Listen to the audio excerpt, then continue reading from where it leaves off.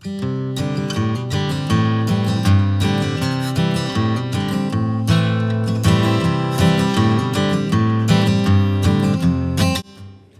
Friends, मैं हूं मंजू और कुकिंग विद मंजू में आपका स्वागत है।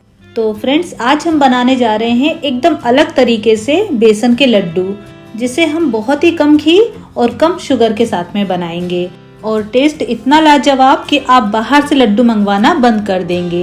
ये बहुत ही ज़्यादा दानेदार और बहुत ही ज़्यादा टेस्टी बनता है। तो शुरू करते हैं आज की रेसिपी। तो बेसन के लड्डू बनाने के लिए यहाँ पे मैंने 2 कप बेसन लिया है और ये चिकना वाला बेसन है।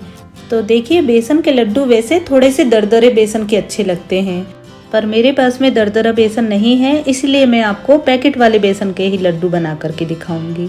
तो बेसन भूनने के लिए हम एक कढ़ाई लेंगे और याद रखें कि कढ़ाई हमेशा मोटे तले की होनी चाहिए, क्योंकि पतले तले की कढ़ाई में बेसन जल सकता है। तो अब इसमें हम डालेंगे 1 टेबल स्पून के करीब घी और जैसे ये घी गर्म हो जाएगा, इसमें हम डाल देंगे बेसन और इसे लगातार स्पैचुला चलाते हुए हमें भूनना है।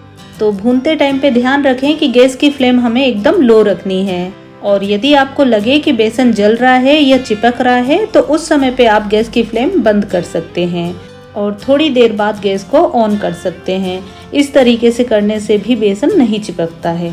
तो बेसन को हम गोल्डन ब्राउन होने तक और बहुत ही अच्छी खुशबू आने तक भूनेंगे। तो ये देखिए, इसका कलर चेंज होने लगा है और इसमें से बहुत ही अच्छी खुशबू आ रही है और ये बेसन बहुत अच्छे से भुन चुका है। तो अब हम गैस की फ्लेम ऑफ कर देंगे और इसे थोड़ी देर ठंडा होने देंगे। तो जब तक ये ठंडा हो रहा है तब तक हम इसके लिए तगार बना लेते हैं, जिसे हम बूरा भी कहते हैं। तो इसके लिए एक पैन में मैं यहाँ पे ले रही हूँ 1.5 कप चीनी और अब इसमें हम डालेंगे थोड़ा सा पानी। तो याद रखें कि हमें तगार बनाना है, चाशनी नहीं, इसीलिए हम इसमें बहुत ही कम पानी डालेंगे, लगभग 3 से 4 टेबल स्पून।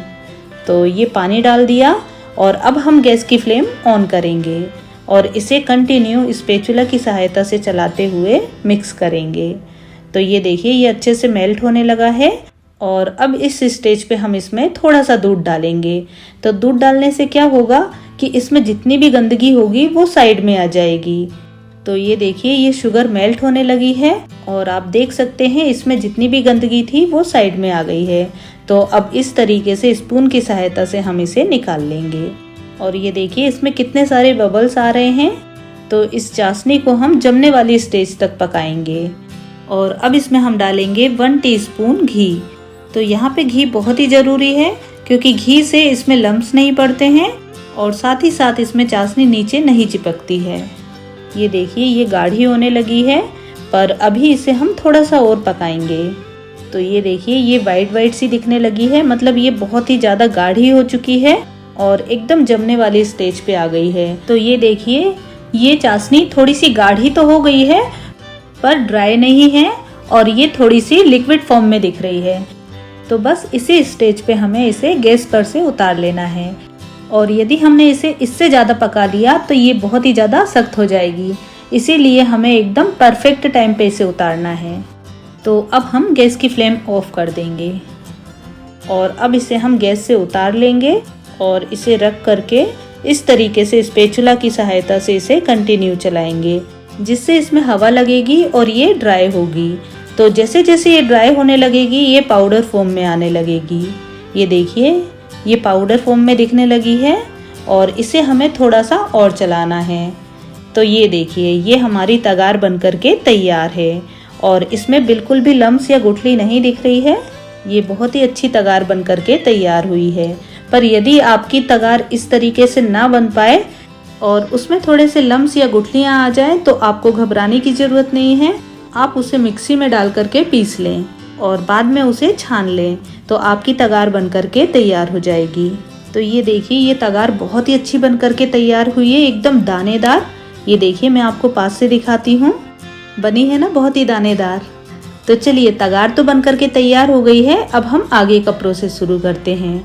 तो अब हम बेसन को छानेंगे। तो छानने के लिए हमने यहाँ पे एक परात लिया है और इसमें हम कोई भी छलनी या फिर इस तरीके का कोई भी स्ट्रेनर रखेंगे और अब उसमें डालेंगे हम भुना हुआ बेसन और इसे अच्छे से छान लेंगे। तो छानते टाइम पे आप देखेंगे कि इसमें छोटी छोटी सी गुठलियाँ या लम्प्स दिखाई देंगे। तो वो इसलिए है क्योंकि हमने इसे बहुत ही कम घी में भूना है। तो ये देखिए ये छन कर के तैयार है और आप देख सकते हैं कि इसमें छोटी छोटी सी गुठलियाँ हैं। तो देखिए इस गुठलियों को हमें यूज़ नहीं करना है। आप चाहें तो इसे फोल्ड करके दोबारा से भून सकते हैं या फिर रोटी बनाने के लिए जो हम आटा लेते हैं उसमें मिक्स कर सकते हैं। पर गुठलियों के साथ इसे बिल्कुल यूज़ ना करें क्योंकि गुठलियों में कच्चापन रहता है। और अब मैं आपको दिखाती हूँ कि बेसन हमारा कितना अच्छा भुना है। ये देखिए ये बेसन कितना चिकना था और भुनने के बाद ये कितना दानेदार और कितना रवेदार हो गया है। ये देखिए है ना। तो बेसन हमारा एकदम परफेक्ट भुना है और अब हम लड्डू बनाना शुरू करते हैं। तो अब इस बेसन में हम डालेंगे 1 कप तगार। तो देखिए वैसे तो लड्डुओं का मेजरमेंट बिल्कुल बराबर बराबर का होता है, मतलब 2 कप यदि हमने बेसन लिया है तो 2 कप हमें तगार लगेगी और 2 कप ही हमें घी लगेगा। पर मैं आपको एकदम अलग तरीके से लड्डू बना करके दिखा रही हूँ, इसीलिए हम इसमें डालेंगे 1 कप तगार। तो देखिए यहाँ पे मीठा आप अपनी इच्छा अनुसार कम ज़्यादा रख सकते हैं, पर इस मेजरमेंट के साथ में लड्डू एकदम परफेक्ट बनते हैं। तो अब ये देखिए यहाँ पे मैं ले रही हूँ आधा कप घी। तो मुझे लगता है कि इससे कम घी के लड्डू आपने अभी तक बनते हुए नहीं देखे होंगे। तो देखिए मैंने यहाँ पे आधा कप घी लिया है, पर हमें घी एकदम से नहीं डालना है, थोड़ा थोड़ा करते हुए डालना है। मतलब जिस तरीके से हम आटा लगाते हैं उसी तरीके से हमें इसमें घी डालना है और इसमें हम एकदम जरूरत के हिसाब से घी डालेंगे। तो ये देखिए अभी मैं इसमें से थोड़ा सा घी डाल रही हूँ और इसे अच्छे से मिक्स करेंगे। तो अब यहाँ पे मैं डाल रही हूँ थोड़ा सा येलो फूड कलर। तो इसे डालने से कलर बहुत अच्छा आता है, पर यदि आप चाहें तो इसे स्किप भी कर सकते हैं।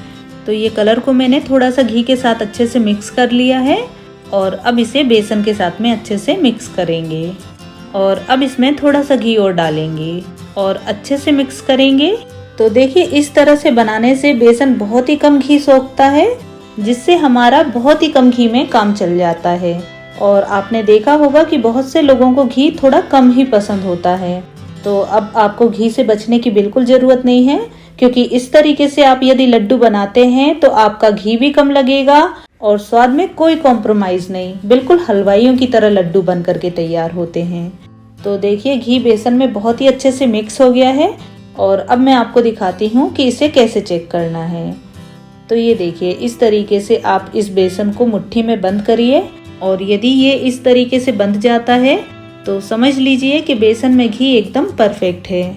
और आप देख सकते हैं कि हमने आधा कप घी लिया था, पर हमें आधे से भी आधा घी इसमें लगा है और 1 टेबल स्पून के करीब हमने भूनते टाइम पे घी लिया था।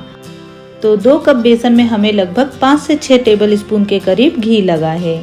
और अब इसे बिल्कुल हलवाइयों की तरह बनाने के लिए मैं इसमें डाल रही हूँ थोड़े से मगज के बीज, लगभग 1 टेबल स्पून, और साथ ही में डाल देंगे थोड़ी सी दरदरी कुटी हुई हरी इलायची। ये लड्डुओं का स्वाद बहुत ही ज़्यादा बढ़ा देती है। और अब इन सबको अच्छे से मिक्स करेंगे। तो ये देखिए ये अच्छे से मिक्स हो गया है और अब इसे एक हाथ से ही अच्छे से दबाते हुए बांधना है। और जैसे ये अच्छे से बंध जाएं, तब हम दोनों हाथों की सहायता से इसे हल्के हाथों से गोल गोल करेंगे। तो ये देखिए ये लड्डू बन करके तैयार है और आप देख सकते हैं लड्डुओं में घी एकदम पर्याप्त है। मतलब लड्डू बहुत ही ज़्यादा शाइनी और बहुत ही सुंदर बन रहे हैं। तो अब मैं आपको एक और लड्डू बना करके दिखाती हूँ। ये देखिए इस तरह से हमें इसे दबाते हुए बांधना है और जैसे ये अच्छे से बंध जाएगा तब हम दोनों हाथों की सहायता से इसे अच्छे से हल्के हाथों से गोल गोल करेंगे। तो ये लीजिए ये दूसरा लड्डू भी बन करके तैयार है और इसी तरीके से हम बाकी के लड्डू भी बना लेंगे। तो ये लीजिए बहुत ही कम घी से हमारे बहुत ही ज़्यादा टेस्टी और बहुत ही दानेदार बेसन के लड्डू बन करके तैयार हैं। तो दिख रहे हैं ना एकदम हलवाइयों वाले लड्डू। और भला कोई कह सकता है कि इसे हमने कम घी से बनाया है। ये बहुत ही ज़्यादा टेस्टी बना है और एकदम परफेक्ट घी के साथ में बना है। मतलब इसे खाने से पहले आपको सोचने की ज़रूरत नहीं है कि इसमें इतना सारा घी है। आप इसे बेफिक्र होकर के एंजॉय कर सकते हैं। और इसके स्वाद के तो क्या कहने, ये एकदम हलवाइयों की तरह बन करके तैयार होता है। तो चलिए अब मैं इसमें से आपको तोड़ करके दिखाती हूँ। ये देखिए, है ना ये बहुत ही ज़्यादा दानेदार, और ये एकदम परफेक्ट लड्डू बन करके तैयार हुए हैं। तो आप भी इस तरीके से लड्डू बना करके देखें। आई होप आपको बहुत ही पसंद आने वाले हैं। तो यदि आपको मेरा ये वीडियो पसंद आया हो तो इसे लाइक करें, ज़्यादा से ज़्यादा शेयर करें और मेरे चैनल को सब्सक्राइब करना ना भूलें। तो बनाते रहें और खाते रहें। मिलती हूँ मैं आपसे अगले वीडियो में।